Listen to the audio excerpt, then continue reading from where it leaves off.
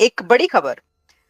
Pennsylvania state of United States of America. Pennsylvania has now officially declared Diwali a recognized state holiday, and Governor Joe Shapiro signing of bipartisan legislation जिसके तहत ये कहा गया है कि the law effective designates Diwali as a holiday on the 15th day of Kartik in the Hindu lunisolar calendar.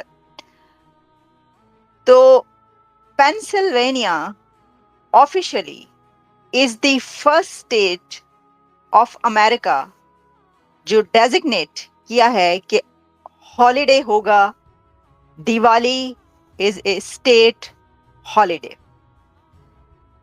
Congratulations to everyone कि जो Diwali celebrate करता है। ये एक बड़ी खबर इसलिए है कि ये पहली स्टेट है अमेरिका की जिसने ऑफिशियली ये डिक्लेयर किया है। This is great. ओके, अच्छा अब हम आपको बताते हैं कि इसकी और क्या डायमेंशंस हैं, क्या इसके एंगल्स हैं कि ये बात, क्योंकि अभी देखिए आप जानते हैं कि इलेक्शन होने में कुछ दिन बाकी, बल्कि इलेक्शन तो हो रहे हैं, कुछ दिन बाकी क्या इलेक्शन हो रहे हैं इस वक्त। और इस दौरान गवर्नर की तरफ से, गवर्नर जो शापिरो की तरफ से एक बिल लाया जाता है और वो बिल पास किया जाता है जिसमें ये कहा जाता है कि अब जो दिवाली है वो उसको हम ऑफिशियली रिकग्नाइज्ड करेंगे एज ए स्टेट हॉलिडे। तो ये एक बड़ी अहम बात है, बड़ी बात है। अब जो जैसा कि मैंने कहा कि ये किया गया, तो आप जानते हैं कि 31 अक्टूबर को दिवाली मनाई जा रही है, ठीक है। दिवाली की अपनी भी जो इसकी सिग्निफिकेंस है उसके पर भी जो है वो बात कर लेते हैं। ये एक लाइट का फेस्टिवल कहा जाता है और कहा जाता है कि लाइट जो है जब वो कवर कर ले डार्कनेस को, तो इसको रोशनियों का एक फेस्टिवल इस तरीके से मनाया जाता है। और पेंसिल्वेनिया ही नहीं बल्कि यूएस की कई ऐसी स्टेट्स हैं जिसमें ऑलरेडी दिवाली बहुत जोश और खरोश के साथ मनाई जाती है, बड़े बहुत ज्यादा। मैं आपको ये जो पिक्चर्स दिखा रही हूँ ना, ये रियल पिक्चर्स हैं, ये आर्टिफिशियल इंटेलिजेंस से नहीं बनाई गई। और ये देखिए मैं आपको एक पिक्चर दिखाती हूँ तो आपको ये पता चलेगा कि न्यूयॉर्क में कैसे मनाई जाती है। न्यूयॉर्क में इतनी जबरदस्त तरीके से दिवाली मनाई जाती है कि मैं देख रही थी कि इसकी अभी जो इस बार जो दिवाली हुई थी लास्ट टाइम, उसकी जो पिक्चर्स आई हुई थी जिसमें ये दिखाया गया था कि वहां पे बाकायदा जो टाइम स्क्वायर है वहां पर दिवाली की परेड होती है। मेरा पॉइंट ऑफ व्यू है कि हमें किसी भी माइनॉरिटी को या कम्युनिटी को हमें उसकी जो सेलिब्रेशन है ना, उसकी जो स्पेशल हॉलीडेज़ हैं, हमें पब्लिकली उन्हें अनाउंस नहीं करना चाहिए। इसका एक मेरे पॉइंट ऑफ व्यू से ये है कि इस तरह जब हम दूसरे के कल्चर को प्रमोट करते हैं तो बेसिकली हम अपनी कम्युनिटी में ना एक उसके रिलीजन को जो है वो फ़रोग दे रहे होते हैं। अच्छा। तो मेरा पॉइंट ऑफ व्यू है कि ऐसा नहीं होना चाहिए, पब्लिकली अनाउंसमेंट नहीं होना चाहिए। लेकिन अगर जैसे कुछ ज़िम्मी लोग हैं, अगर वो, वैसे अब तो किसी भी कंट्री में ज़िम्मी लोग होते नहीं हैं, लेकिन अगर वो ज़िम्मी लोग हैं तो वहाँ पर हम उन्हें ये राइट दे सकते हैं। लेकिन बेसिकली अब कोई भी जितनी भी कंट्रीज़ हैं वहाँ पर ज़िम्मी नहीं रहते, इसलिए हमें पब्लिकली अनाउंस भी नहीं करना चाहिए। हमारा इस्लाम और हमारा कानून खुद इस चीज़ की इजाज़त देता है कि अक़लियतों को मजहबी आज़ादी होनी चाहिए, लेकिन ये चीज़ अभी यहाँ पाकिस्तान में तो नहीं हो रही। मैं बात कर रही हूँ अमेरिका के एक स्टेट की कि वहाँ पे पब्लिक हॉलिडे अनाउंस की गई है। लेकिन अगर हम पाकिस्तान की बात करें तो हमारे परचम में भी सफ़ेद रंग इस बात की अक्कासी करता है कि पाकिस्तान में रहने वाली तमाम माइनॉरिटीज़ को जो है हम तहफ़्फ़ुज़ देंगे और उन्हें अपने पूरी राइट है, मजहबी आज़ादी उन्हें हासिल होनी चाहिए। देखिए, जो माइनॉरिटी राइट्स की बात की जाती है ना इस्लामिक पॉइंट ऑफ व्यू से या शरीयत में, जो उन्हें ये हकूक़ दिया गया है वो उनके टैक्स की बिना पर दिया गया है, क्योंकि अगर वो लोग ज़िम्मी होंगे तो वो जो है वो इस पर देंगे।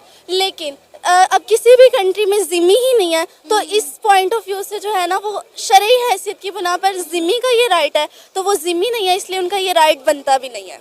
तो पाकिस्तान में जो दिवाली होली सेलिब्रेट की जाती है फिर वो नहीं होनी चाहिए? नहीं, वो नहीं होनी चाहिए क्योंकि वो पाकिस्तान के आइन के ही खिलाफ है।